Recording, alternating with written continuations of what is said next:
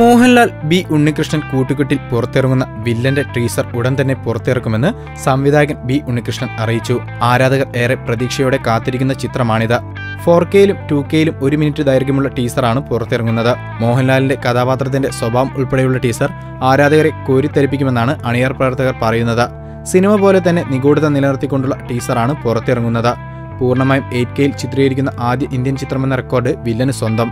മികച്ച സാങ്കേതിക മികവിൽ ഒരുങ്ങുന്ന ചിത്രത്തിന്റെ ടീസറും ഗംഭീരമായിരിക്കുമെന്ന കാര്യത്തിൽ സംശയിക്കാനൊന്നുമില്ല.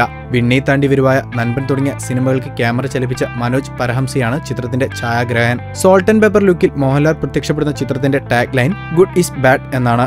മോഹൻലാലിന്റെ ഭാര്യയെ മഞ്ജു വാര്യർ വേഷമിടുന്ന ചിത്രത്തിൽ തമിഴിലെയും തെലുങ്കിലെയും പ്രമുഖ താരങ്ങളും അണിനിരക്കുന്നുണ്ട്.